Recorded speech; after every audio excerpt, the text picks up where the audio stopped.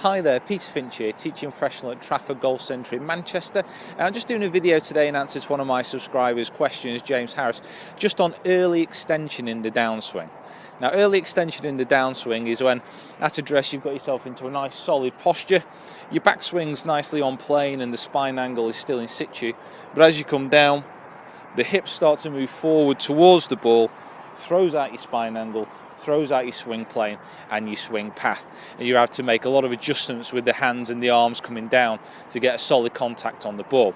Now, early extension is not an easy thing to get rid of, it's not an easy thing to cure, because as you're moving through the ball, maybe a slight lateral movement that way, the hips start to turn, rotate towards the target.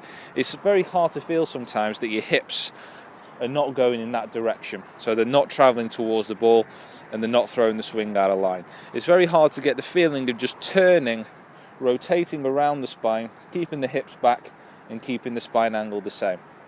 But I've got a nice couple of drills that you can use, James, and anyone else watching struggling with this early extension move, anyone else watching with that move can use to try and get a little bit better.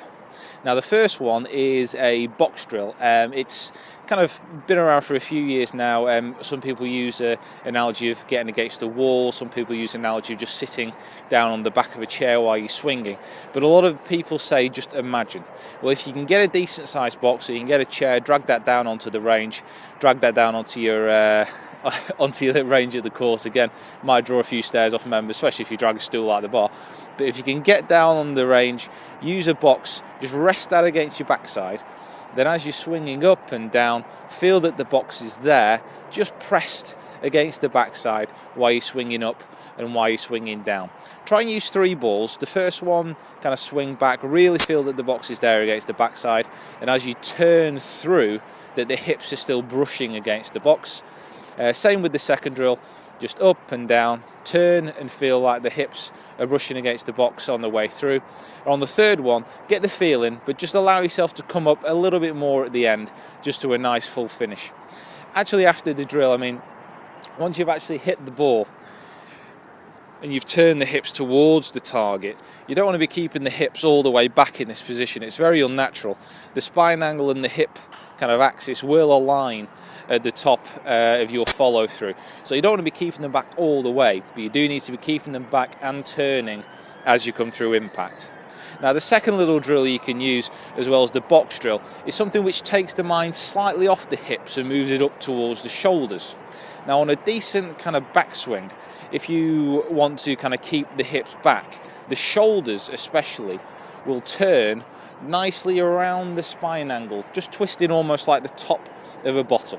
If you imagine your spine and your upper body and your shoulders as the top of a Coke bottle and your spine angle as the bottle, just the top twisting back and through. Now, the drill you can use is actually getting over the ball, getting a club across your shoulders, getting into almost an exaggerated posture position with the backside all the way out, turning back with the shoulders, and then as you come through, keep the backside back, but then just turn the right shoulder underneath the chin. Practice that a couple of times and then actually hit a shot doing the same kind of movements. So keep the backside back, but then also just turn the right shoulder underneath the chin, like the top of a Coke bottle being screwed off. Use that imagery in your mind as well when you're hitting, and that'll really help just turn and rotate your shoulders underneath your chin on the way through and keep those hips back. Now, lastly, if you do want to stop early extension, if you think it's a problem with the hips moving forward, if you do want to stop this, you do need a little bit of flexibility in the hamstrings and a little bit of strength as well. So there's a couple of things you can do. Basic hamstring stretch, where the legs are nice and straight and you're dipping down just until it feels comfortable. And then once you're there comfortable, just push it that little bit more to see if you can touch your toes. And then a basic kind of squat using your club for a bit of balance. Don't drift onto your toes when you're squatting down. Keep your feet nice and flat against the floor. Squat down, keep the back straight, go as low as you can, hold it for a few seconds, and then raise yourself up. Probably before a practice session, if you are practicing to stop an early extension, probably do the kind of hamstring stretch in the squat about 10 times before you actually start hitting the balls. This will really loosen up the lower back and the hamstrings and also help strengthen your posture position throughout the swing. So give those drills a go, James. Anyone else again who's struggling with early extension, give that a go as well. I'd love to know how you're getting on. Please leave me some feedback, let me know how you do.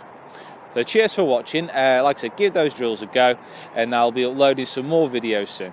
So cheers for watching, and I'll see you here next time on a warm day. God, please, a warm day.